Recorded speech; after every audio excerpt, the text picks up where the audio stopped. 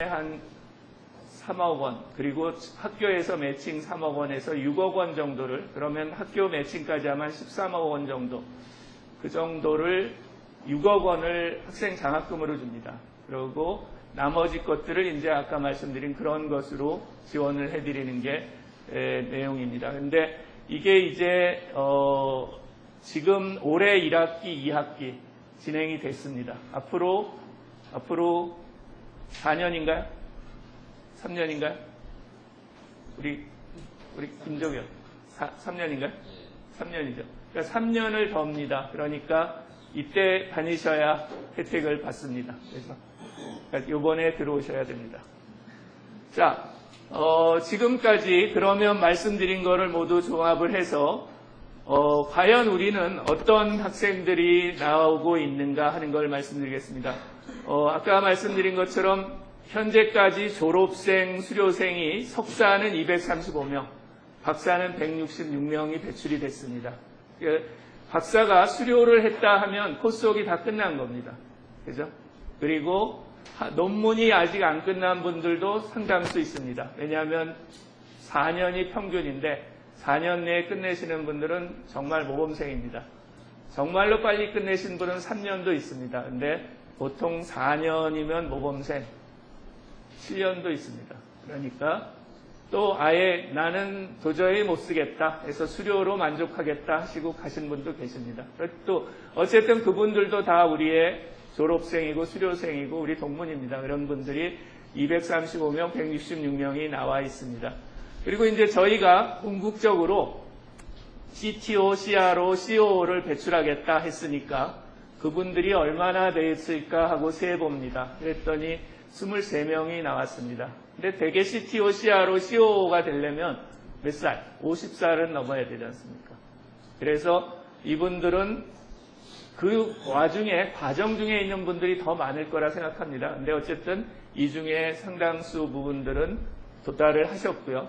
또 어떤 경우에는 CTO, CRO, COO가 입학을 하십니다. 그런 분들은 물론 여기 포함을 시켰습니다. 근데 그런 분들도 상당히 이 학위에 대한 열망이 있으신 거예요.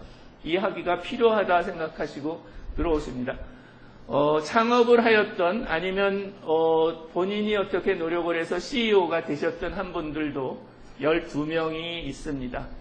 그 다음에 지금 재직자로서 이런 직장에 다니시던 분이거나 이런 직장으로 옮기시거나 아니면 풀타임 학생으로 이런 곳에 취직을 하신 분들이 이렇습니다. 그래서 저희가 대기업, 중견, 중소기업, 외국계 기업, 정부, 출연연, 대학 또는 대학의 산학협력단 이런 데 계신 분들을 쭉 나눠봤더니 이 정도 됩니다. 상당히 많은 분들은 최근 들어서는 민간에서 리타이어 하시고 공공으로 가시는 분들이 꽤 있습니다. 특히 이제 나이 많으신 분들 중에 아무래도 민간이 조기 퇴직을 많이 하니까 그래서 지금 또 정부에서는 약간 산학협력센터, 창조경제센터 이런 것들 많이 만들고 기술사업화센터 이런 걸 많이 만들다 보니까 학위를 바탕으로 해서 그런 쪽으로 넘어가시는 분들도 상당히 나타나는 게 요즘 현상 중에 하나입니다. 네, 여기까지 하겠습니다. 질문 있으시면 이제 자유롭게 해주십시오.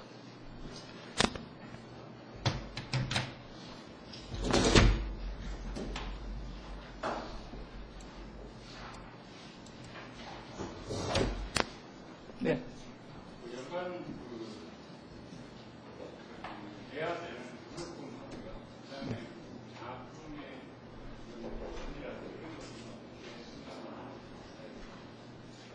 등록금이 850만 원. 네, 850만 원. 이게 아니요. 학기당. 굉장히 비싸죠. 이게 전문대학원이 많은 강의를 해야 되는 거. 이게 이제 대학의 그 비용 산출의 기준입니다. 그래서 어찌 보면은 이게 정부 지원이 없으면 정말로 비싼 대학원입니다. 정말로 비싼 대학원이고 정부 지원이 있을 때는 그래도 좀 다닐 만한 대학원이다 라고 판단이 됩니다. 등록금 관점에서. 그리고 등록금을 그러면 누구는 더 주고 누구는 덜 준다. 일단 재학생은 조금 더 많이 줍니다. 이들은 직업이 없다고 보고요. 그렇다고 아버지가 용돈을 주는지 아버지가 얼마나 버시는지 이것까지 조사할 수는 없으니까 재학생은 일단은 재학생하고 그 재직자하고는 좀 달리 둡니다. 그리고 재직자와 재학생 중에서도 조금 차등이 됩니다. 이거는 입학할 때는 따질 게 없습니다. 그래서 정부에서 자꾸 중소중견기업을 더 주라고 얘기를 합니다. 근데 저희는 뭐 사실은 계속 좀 버티고 있습니다. 어떻게 됐나요? 우리 지금 현재 조금 더 드리고 있습니다. 안 그러면 자꾸 돈을 줄인다고 해서 조금 더 드리고 있고, 그리고 그 다음에는 이제 한 학기가 지나고 나서 성적이 나오죠. 그럼 성적으로 좀 차등을 줍니다. 그렇게 크게 차이는 안 둡니다. 왜냐하면 또 그렇게 하면 난 학점을 잘 받아야지, 그래서 어느 교수님이 학점을 잘 주나 이렇게 찾아가는 그런 병폐가 있을 수 있어서 조금 차등은 두지만 성적을 반영을 합니다. 예.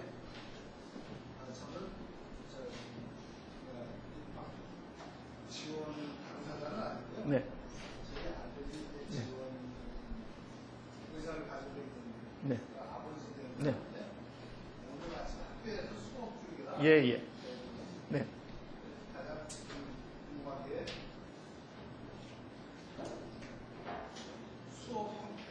네. 어떻게 아까 제가 제대로 얘기한 대로 토요일날 출석해가지고도 필요한 강의 시간을 채워주셨나요? 지금 그 작년도까지는 안 했어서 규제가 있었는데 올해부터 그게 가능하다는. 예, 그러니까 예. 그게 이제 재직자 경우 같은 경우는 그걸 요구를 하십니다. 그래야 들어올 수 있다. 예. 그래서 저희가 강의는 보통 한 학기에 12과목, 13과목 정도를 엽니다. 13과목 정도를 열고요. 보통 토요일 날 6개 이상 엽니다. 6개 이상 여니까 패러렐로 열죠. 패러렐로 열고 저녁에 7시부터 10시까지는 잘 안 오려고 합니다. 토요일 날. 그래서 그거 빼고 하면 셋을 날 수 있어서 2개씩 열면 6개까지 열죠.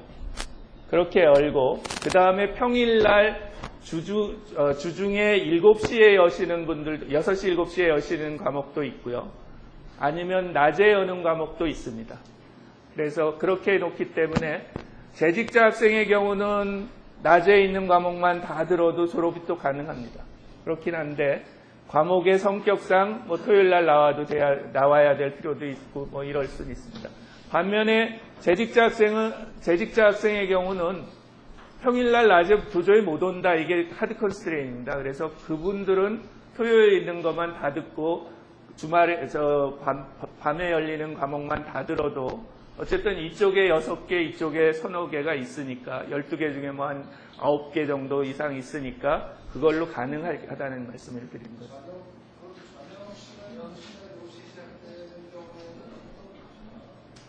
3시간 수업입니다. 3시간이요. 3시간이요. 예. 네.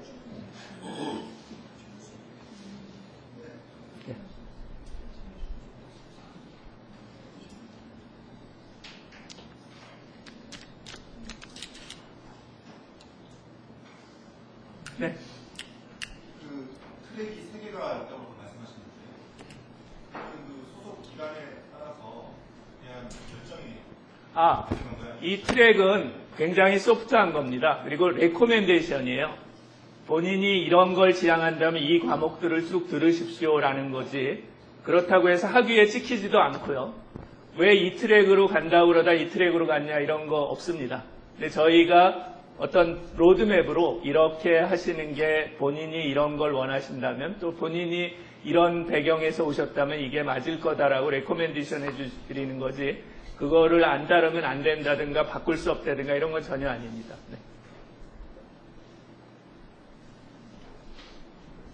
네.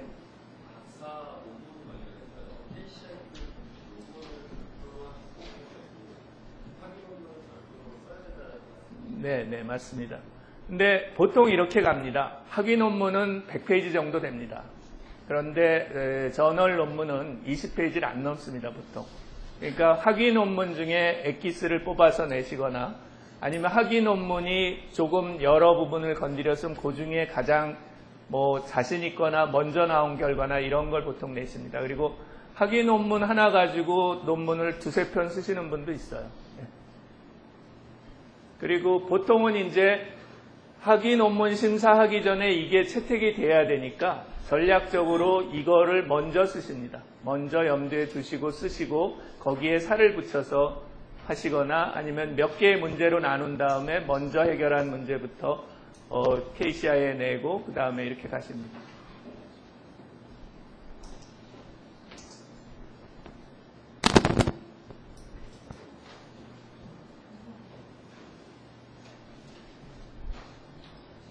네. 질문 없으십니까?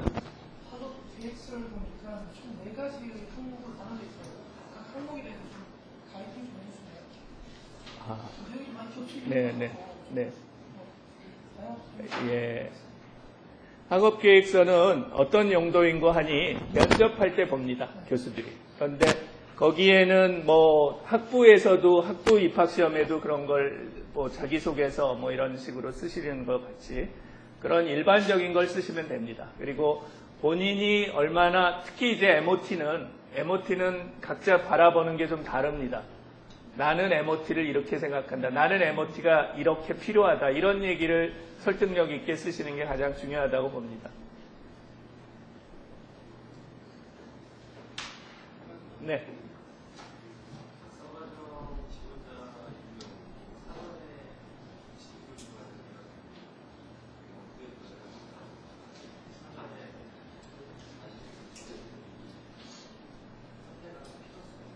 네, 예. 별로 필요 없다고 보여집니다. 특히 이제 풀타임 학생들이 그런 경우가 꽤 있습니다. 풀타임 학생들은 랩 생활을 금세 시작해야 되니까 교수님한테 가서 뭐 이렇게 낙점을 받아야 되지 않을까 뭐 이렇게 생각하는 학생들이 있는데 이제 김영란법이 작동했습니다. 그래서 이제 그렇게 했다 한들 그것을 이렇게 미리 약속을 하거나 그럴 수 없을 겁니다. 어떤 교수님도 약속할 수 없고 또 그분이 심사위원이 아닐 수 있습니다. 그러면 심사위원한테 부탁할 수도 없지 않습니까? 그러니까 그런 점에서는 그렇게 신경 안 쓰셔도 됩니다.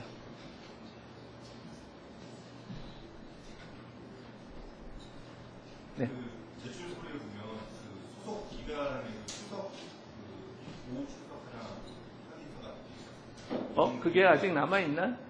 저희 양식에 있었나요? 본것 같았어요. 아, 공사에서 뭐 네. 그게 작년에는 그런 걸 받았습니다. 왜 그런 거 하니 정부에서 욕을 했습니다. 너희 정말로 이 학생들이 평일날 나오는지 감사도 나오겠다고 그랬었습니다. 그러니까 그렇기 때문에 그걸 요구를 했어요. 왜냐하면 회사에서 안 보내주겠다는데 어떻게 그러면 평일날 나오겠냐 해서요. 그래서 그거를 내신 분은 조금 더 페이버를 드렸습니다. 입학할 때도. 그런데 지금은 그걸 요구 안 합니다. 네.